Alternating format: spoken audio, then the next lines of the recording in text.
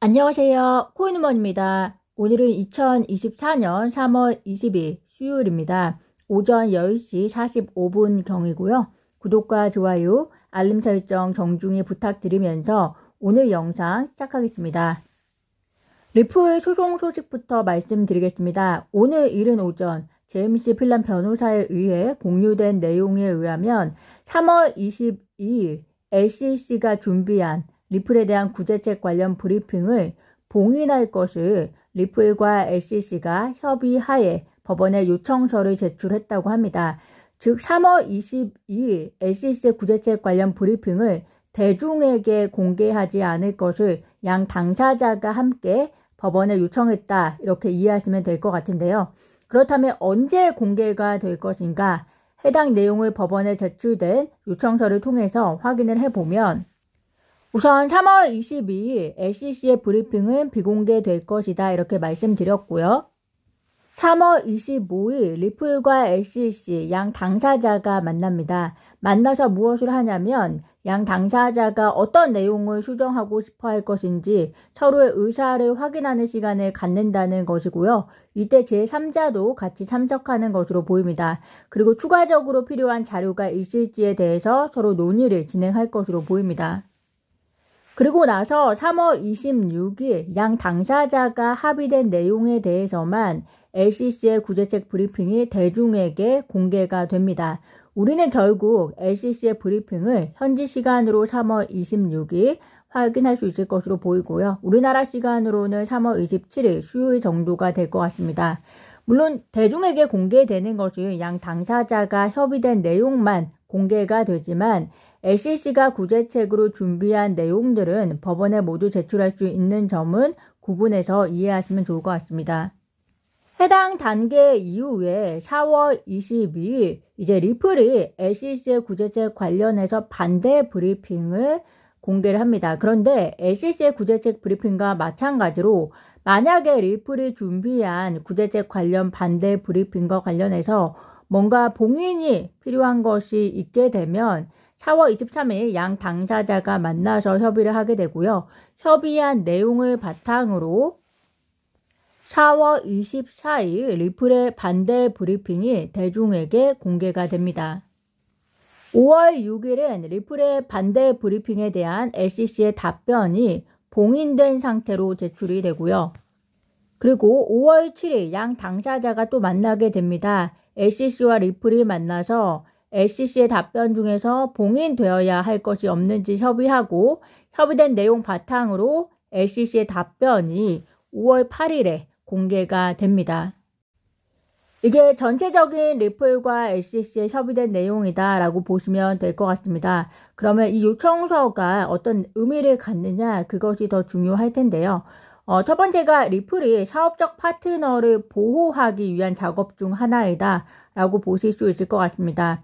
왜냐하면 SEC가 구제책 관련해서 정보가 필요하다고 해서 SEC에게 전달은 했지만 그것은 SEC에게 보여주기 위한 것이고, 이 자료 안에는 사실은 사업적 파트너의 여러 기밀 자료들, 가령 회사의 재정적 부분이라든지 운영적 부분이라든지 그런 것들이 포함이 되어 있을 것이기 때문에 그것은 대중들에게 공개되는 것은 어느 정도 차단할 수밖에 없다라고 생각이 되고요.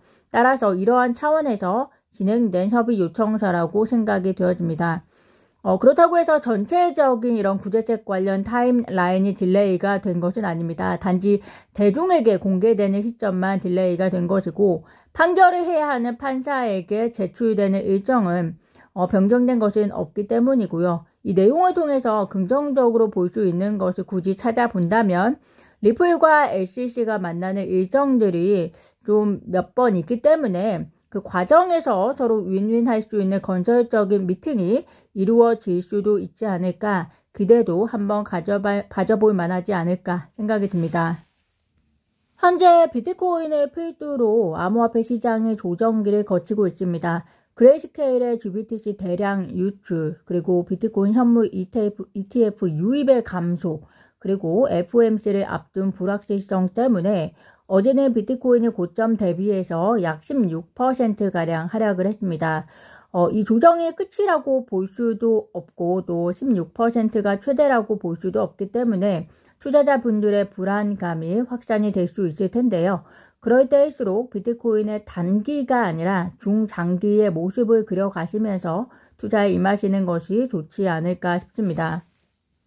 다행히 그레이스케일의 GBTC 유출액이 현지 시간으로 3월 19일에는 다소 줄었다고 하지만 또 그 규모가 여전히 크다라고 이야기를 하고 있는데요. 그렇지만 그레이스케일의 유출은 영원한 것이 아니라 또 정해져 있는 양이 있기 때문에 단기적으로는 그레이스케일의 유출이 영향을 받을 수 있지만 시간이 흐를수록 그 영향은 줄어들 것으로 보입니다. 특히 그레이스케일의 CEO가 수개월 내에 GBTC 수수료가 낮아질 것이라고 이야기를 했기 때문에 그레이스케일의 GBTC가 100% 유출되는 것도 아니라고 보이고요.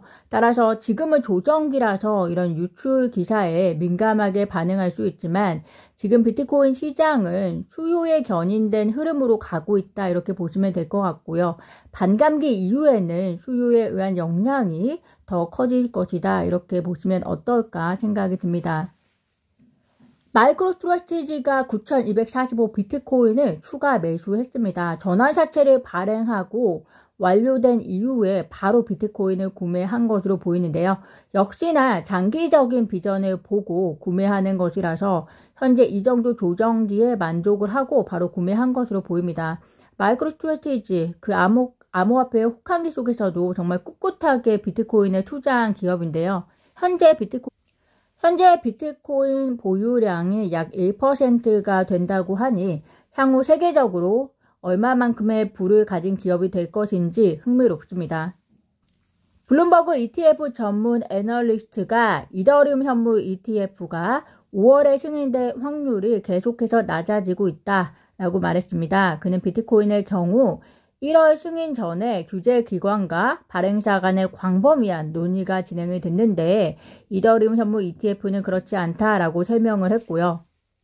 암호화폐 자산 운용사이자 비트코인 현물 ETF 발행사 비트와일즈 최고 투자 책임자 역시 최근 런던에서 열린 한 암호화폐 관련 행사에서 이더리움 현물 ETF가 5월보다 늦게 출시되는 게 바람직할 수도 있다. 월스트리트와 전통 금융사들이 비트코인이라는 것을 이제 막 소화하기 시작했다.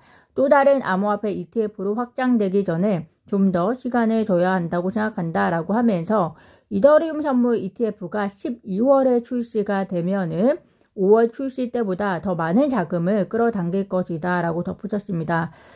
이더리움 현물 ETF가 5월에 출시되지 않아도 비트코인을 통해서 돈을 맛본 투자기관들이 결코 포기하지 않을 것이다 라고 생각을 합니다. 시간의 문제이지 언젠가는 이더리움 현물 ETF도 역시 출시될 것으로 저는 개인적으로 생각이 드는데요.